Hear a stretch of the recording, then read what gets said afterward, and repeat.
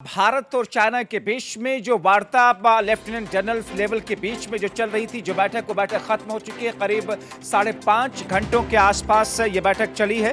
हालांकि इस बैठक में दोनों देशों के बीच में एक समन्वय और बीच का रास्ता निकालने की बात कही गई। माना ऐसा जा रहा है कि जो बयान दिया गया चीन की तरफ से इस बीच में कि अब हालात जिस स्तर पर बैठक हमारी खत्म हुई है, हमने जिन चीज़ों को लेकर के LAC पर विवाद कम करने को लेकर के जो बातचीत हुई है, उसमें हम आगे कुछ इस तरीके से रणनीति बनाएंगे या दोनों देश मिलकर के कुछ ऐसा कदम उठाएंगे जिसकी वजह से ये जो एक स्थिति है वो स्थिति खत्म हो सके।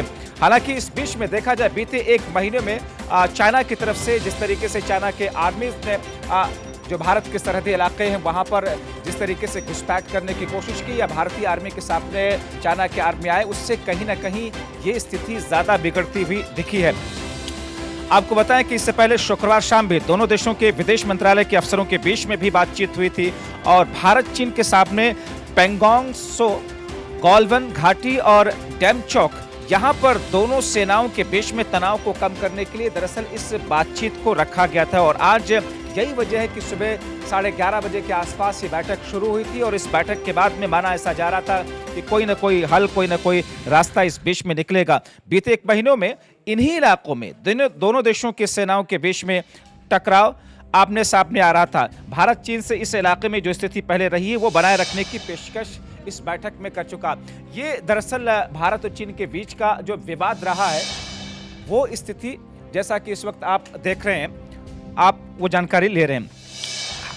हमारे साथ में रक्षा विशेषज्ञ प्रफुल्ल बख्शी जी फोन लाइन के जरिए इस वक्त जुड़े हुए हैं। प्रफुल्ल बख्शी जी, बैठक करीब 5.5 घंटे के आसपास चली। क्या माना जाए कि आगे आने वाले दिनों में या आने वाले वक्त में ये जो टकराव की स्थिति थी ये खत्म होगी और अब किसी नई लाइन पर दोनों देश आगे बढ़ेंगे?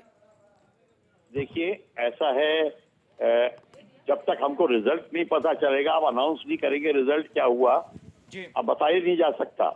उनकी मीटिंग चली है और मीटिंग का व्हाट इज द आउटकम उसके ऊपर डिपेंड करता है कि क्या ये मीटिंग अभी और आगे बढ़ाने की बात की है कि ये कंटिन्यू रखेंगे या कुछ और बात हुई है। मतलब हमको मीटिंग का पूरा स्टैंड पता चलना चाहिए जी। क्या चाइनीज ने वापस अपनी जगह जाने के लिए एग्री कर दिया है और क्या हमने कुछ चीज से दोनों में कोई समझौता हुआ है, क्या समझौता हुआ है, हमें इसकी खबर होनी चाहिए। मगर क्या इस बीच में बीते एक महीने में प्रफुल्ल बख्शी जी चाइना की आर्मी ने जिस तरीके से घुसपैठ किया है, क्या हम उसको सही तरीके से डील करने में कामयाब रहे हैं आपकी निगाह में? देखिए, ऐसा है, सबसे पहली चीज है कि अगर वो घुसपैठ उन्होंने की है, हमने ऑब्जेक्शन उठाई है और वो हमारे एरिया के अंदर हमारे जो हम एरिया मानते हैं उससे 3.5 किलोमीटर आ गए हैं जी। तो हम फ्लैग मीटिंग हुई है, वो होती है।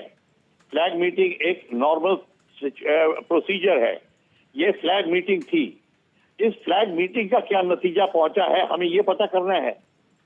क्या हमारी या ये फ्लैग मीटिंग कंटिन्यू चल रही है, इसका क्या ये इसकी जब तक हमको खबर नहीं मिलेगी हम कोई टिप्पणी नहीं कर सकते जी। क्योंकि हमारी जो प्रफुल्ल बख्शी जी प्रफुल्ल बख्शी जी खाली करेगा जगह और हम वापस दोनों अपनी अपनी जगह पे जा पाओगे और फिर आगे बात होगी। क्या चाइनीज ने एग्री किया है कि नहीं किया है, हमको ये पता थोड़ा इंतजार करना होगा। प्रफुल्ल बख्शी जी, द प्रिंट नाम की एक वेबसाइट जिसमें retired lieutenant general HS Panag ने एक आर्टिकल लिखा, मैं देख रहा था, जिसमें उन्होंने कहा कि 40 वर्ग किलोमीटर तक लद्दाख के इलाके में चाइनीज आर्मी घुस आई है। आप क्या उनके इस लेख में किसी तरह की सच्चाई है या फिर वो चीजें बाहर नहीं आ पा रही हैं, या जो आरोप इस वक्त उनके आर्टिकल के जरिए लगाए गए हैं किस तरीके से इसको आप देखते हैं? देखिए, ऐसा है, जनरल पनाग ने जो बोला, मैं जनरल पनाग को जानता हूं, उन्होंने जो बोला है उसको देखा जाएगा, उसकी सच्चाई क्या है नहीं है।